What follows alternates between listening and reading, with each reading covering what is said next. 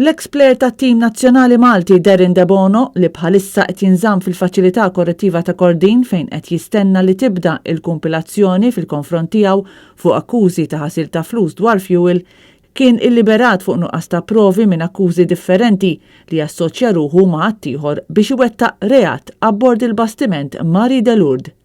De Bono ta' 46 sena tressaq il-qorti fuq dan il-każ 6 snin ilu, flimkien ma' sajjiet minn Marsa Xlok li llum għandu 40 sena. De Bono ma nstabx li naqas milli jinnotifika lill-awtoritajiet meta kien se jirritorna fil-port u li fid-dajsa kellu l-pixxi spat u t-tonna l-beħ. Mill-provi kien irriżulta li De Bono rċieva telefonata mingħand il-kaptan qabel il-bastiment daħal fil-port fejn is-sajjiet qallu li kien qabad tonnu pixxi spat. Iżda ma sar ebda diskors dwar in-notifika li kellha ssir lill-awtoritajiet tal-port dwar id-dħul tal-bastiment fil-port u lanqas dwar il-ħadd ta' ħut li nqabad illegalment.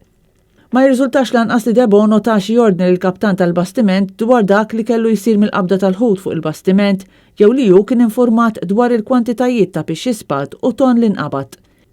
Il-ħut kollu li nstab fuq il-bastiment waqt l-ispezzjoni li saret fil-11 ta' Ġunju tal-2014 ġie konfiskat mid-direttur tas-sajt u sussegwentement mibjuħ bl-irkant fil-pixkerija għal prezz ta' 13,200 euro.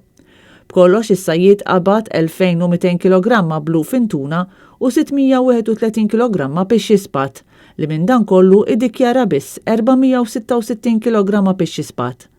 Il-Maġistrat Rachel Montebello qalet li x-xhieda u dikjarazzjoni tal-kaptan tal-bastiment ma tistax titqis bħala xhieda ta' kompliċi u tittieħed bħala prova kontra l-imputat, filwaqt li De Bono ma nstabx ħati li assista lis-sajjied Xlukkajr biex iħott il-pixxi spat mingħajr permess.